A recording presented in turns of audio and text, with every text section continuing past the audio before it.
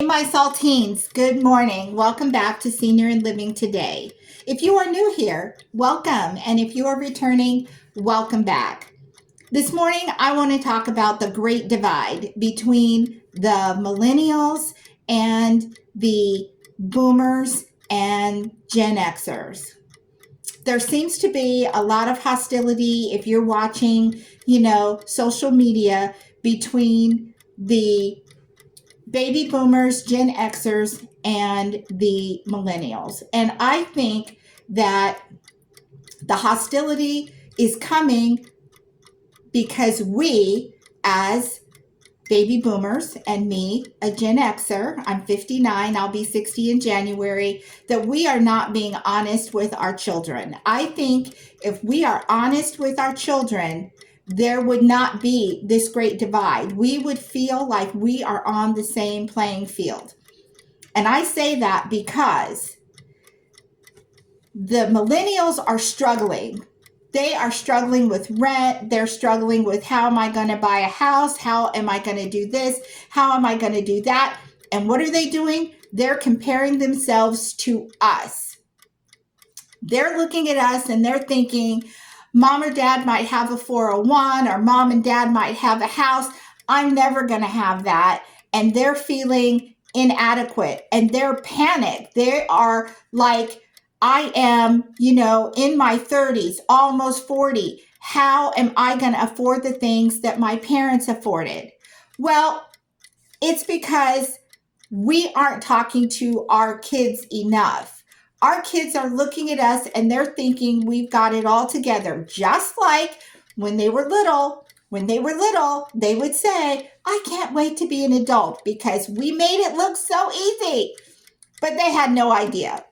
And so now we are still making it look easy and they have no idea.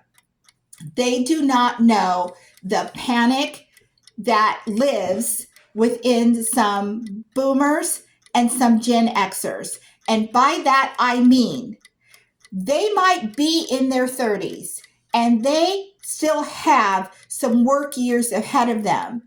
But we are in our 50s and 60s, and we are panicked because when they were little, we were of the mindset, well, when I get older, I have kids. If I'm struggling, I can count on my kids to help me. And we're at a place now where we're looking what's happening to our kids, paying almost $2,000 a month for rent, and we are like, our kids are not going to be able to afford to help us. Our kids are struggling themselves, which means we need to do it on our own, or we feel like we do, and we are panicked because if you're like me, I'm going to be 60 in 2 months. How many more work years do I have ahead of me? How much time do I have to build up a nest egg? How is my health going to hold up? Boomers are still working. Gen Xers are still working. And so we are in a different place than our parents might have been.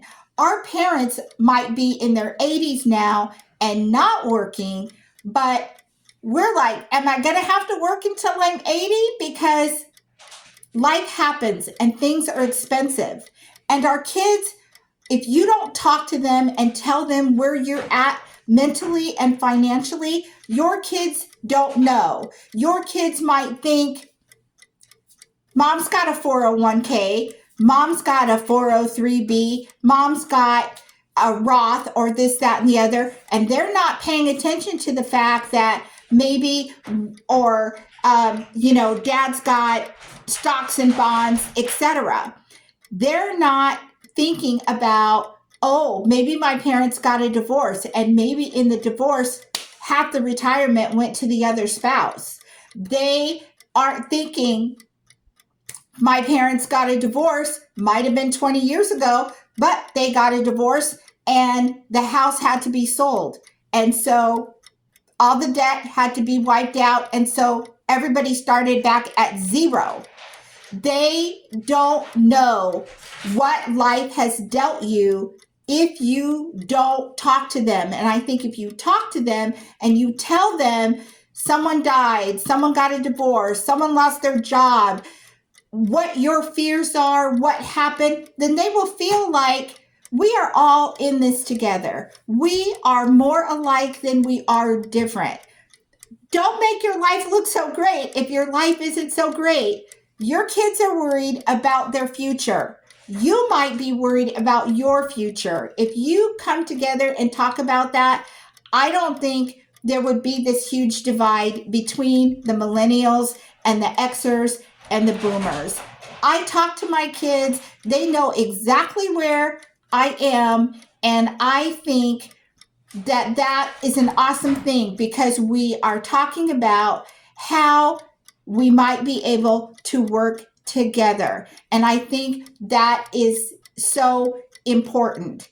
I think our grandparents knew that we would take care of them, but our kids, they don't know if they're worried that they won't be able to take care of us. They're worried. What are we going to do with mom and dad?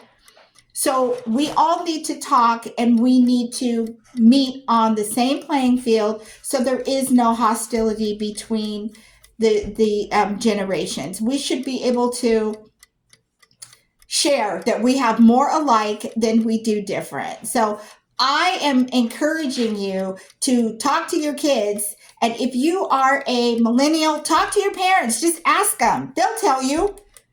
They'll tell you. They won't lie to you. Just talk to them.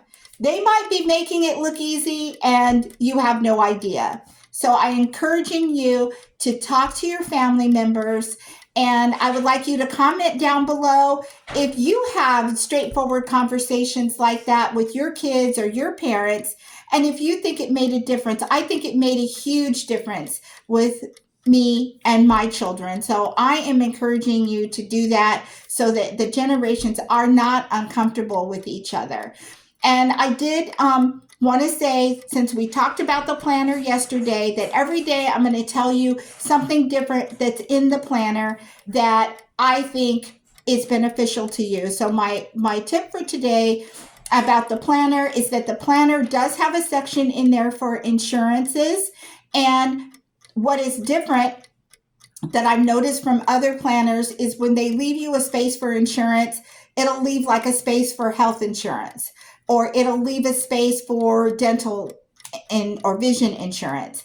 And this planner offers you pages for that. Like I said, it's a planner you won't get rid of. So if you have 3 insurances right now for dental and vision and health, you might have 4 right now. A lot of people have a primary and a secondary insurance, or let's say you have Medicare and you have AARP, or you get what I'm saying? So you might have 4 insurances today. So I have left pages. You can list all 4. If one of your insurances change next year, you can cross 1 out, cross 2 out.